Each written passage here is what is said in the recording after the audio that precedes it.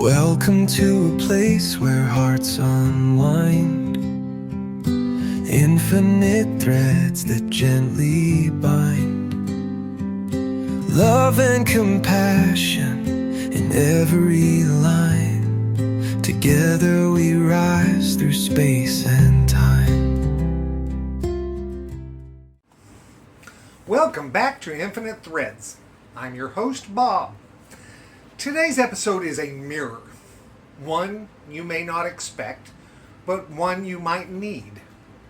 Because sometimes the truth about how far we've come, or how far we still have to go, shows up not in what we believe, but in how we react. Let's be honest. Most of us have had moments when someone said something that rubbed us the wrong way. Maybe they challenged us, ignored us, or reminded us of something we haven't dealt with yet. And before we even realize it, we're already reacting. Defensive, irritated, sarcastic, withdrawn. But what if those moments aren't about them? What if our reactions are revealing the places where our love has not yet reached? It's easy to point to someone else's behavior and say, that made me upset. But the more I've lived this journey of love and self-awareness, the more I've come to see that every emotional reaction is an opportunity, a signal, a mirror. Not of their character, but of our wounds. You know, love doesn't flinch, but we do. Oh, yes, we do. When we are healed, whole, and grounded in love, we don't flinch as much. We don't get defensive when someone challenges us. We don't lash out when someone makes a mistake. And we don't bristle when someone offers feedback. Because love doesn't flinch. Ego does. So if I flinch, if I react with anger, impatience, or sarcasm, I've learned what to do. You stop and you ask, what thread is this pulling on inside me? What pain hasn't been fully held yet? What fear am I protecting? What truth am I avoiding? I mean, because that's where the clue comes in. It's not always easy. In fact, it takes more courage to look in the mirror than it does to blame someone else. But it's in those moments that we actually grow. And the things I've seen in my mirror should be all of us.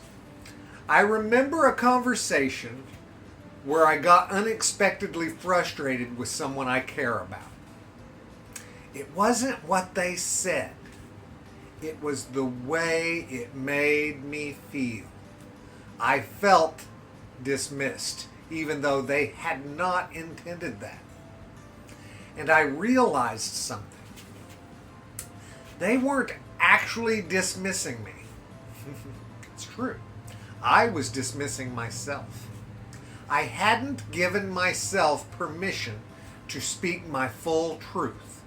And when they didn't make space for it, I was angry because I hadn't made space for it either.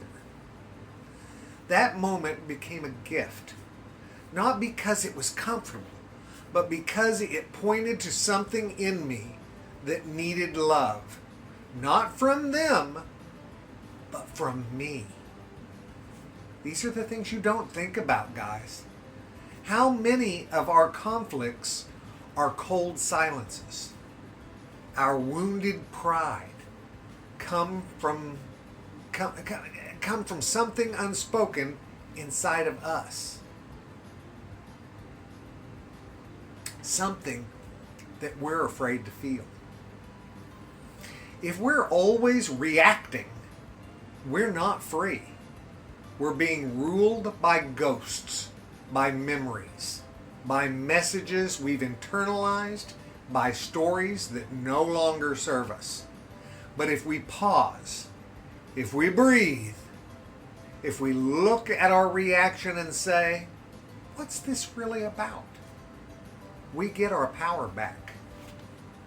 We stop blaming the world for our pain and start healing the parts of ourselves that have been waiting to be seen.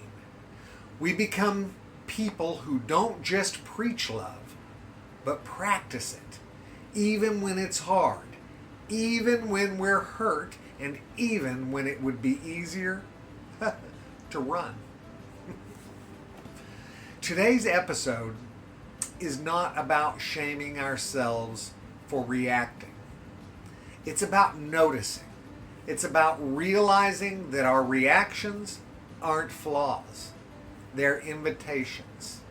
They say, come look here. There's something sacred that needs tending. So, the next time someone says something that makes your chest tighten, or your jaw clench, or your voice rise, pause. Not to judge yourself, but to get curious. To ask, is this coming from fear or love?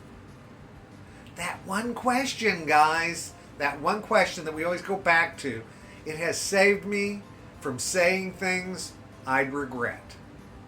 It's helped me recognize when I'm carrying old pain into new conversations. It's helped me become a better friend, a more grounded man, a more honest soul.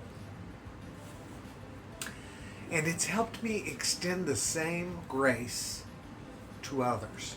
Because if I'm still growing, then so are they.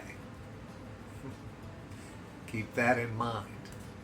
The mirror of your reactions isn't always flattering, but it's always faithful.